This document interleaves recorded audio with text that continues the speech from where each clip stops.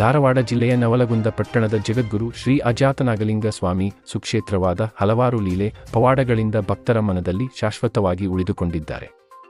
ಇದೊಂದು ಹಿಂದೂಗಳ ಮಠವಾದರೂ ಇಲ್ಲಿ ಶ್ರೀ ಅಜಾತನಾಗಲಿಂಗ ಸ್ವಾಮಿ ಗದ್ದುಗೆ, ಮೌನೇಶ್ವರ ಗದ್ದುಗೆ, ಕ್ರಿಸ್ತರ ಧರ್ಮಗ್ರಂಥ ಬೈಬಲ್ ಹಾಗೂ ಮುಸ್ಲಿಂ ಪಂಜಾಗಳು ದಿನನಿತ್ಯ ಪೂಜಿಸಲ್ಪಡುತ್ತವೆ. ಶ್ರೀ ನಾಗಲಿಂಗಜ್ಜನ ಪವಾಡಗಳು. ಶ್ರೀ ಅಜಾತನಾಗಲಿಂಗ ಮಹಾಸ್ವಾಮೀಜಿಗಳು ಪಟ್ಟಣದ ಭೀಮವ್ವನ ಭಕ್ತಿಯನ್ನು ಪರೀಕ್ಷಿಸಲು ಭೀಮವ್ವನಿಗೆ ಬೆತ್ತಲೆಯಾಗಿ ಪೇಟೆಗೆ ಹೋಗಿ ಹಣ್ಣು ಹಂಬಲ ತರಲು ಆಜ್ಞಾಪಿಸಿದರು. ಪರಮಭಕ್ತೆ ಭೀಮವ್ವ ನಾಗಲಿಂಗ ಸ್ವಾಮಿಗಳ ಹೇಳಿದಂತೆ ಪೇಟೆಗೆ ಬೆತ್ತಲೆಯಾಗಿಯೇ ಹೋದಳು.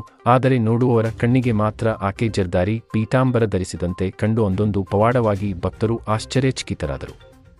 ಬ್ರಿಟಿಷರ ಬೈಬಲ್ ಪ್ರಚಾರ ಮಾಡಲು ಗ್ರಾಮದೇವತೆ ಪೂಜಾರಿ ಮುಷ್ಟಿಗಿರಿ ಕಾಳಪ್ಪನಿಗೆ ನೀಡಿದ್ದರು. ಅಜ್ಜನವರು ಪೂಜಾರಿಯಿಂದ ಬೈಬಲನ್ನು ತರಿಸಿ ಅದಕ್ಕೆ ಕಬ್ಬಿಣದ ಹಾರಿಯಿಂದ ರಂಧ್ರ ಹಾಕಿದರು. ರಂಧ್ರ ಮುಚ್ಚಿದಾಗ ಮತ್ತೆ ಅವತರಿಸುತ್ತೇನೆಂದು ಹೇಳಿದರು.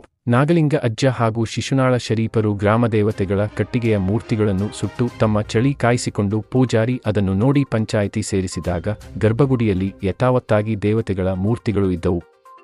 ಹೊಸಳ್ಳಿ ಬೂದಿಸ್ವಾಮಿಗಳು, ಗರಗದ ಮಡಿವಾಳಜ್ಜನವರು, ಹುಬ್ಬಳ್ಳಿಯ ಸಿದ್ದಾರೂಢರು, ಶಿಶುನಾಳ ಶರೀಫ ಸಾಹೇಬರು ಮೊದಲಾದ ಶರಣರು ಹಾಗೂ ಸಂತ ಮಹಾಪುರುಷರುಡಗೂಡಿ ಸಾಕಷ್ಟು ಪವಾಡಗಳನ್ನು ಮಾಡಿದ್ದು ಇತಿಹಾಸದಲ್ಲಿ ಕೇಳಿಬರುತ್ತವೆ.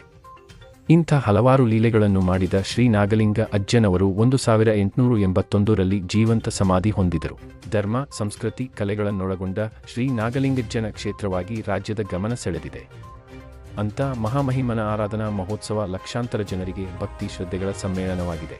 ಪ್ರತಿ ವರ್ಷದಂತೆ ಈ ವರ್ಷ ಜುಲೈ 10ರಂದು 143ನೇ ಆರಾಧನಾ ಮಹೋತ್ಸವ ಹಾಗೂ ಮಜಾರ ಪೂಜೆ ನೆರವೇರಲಿದೆ.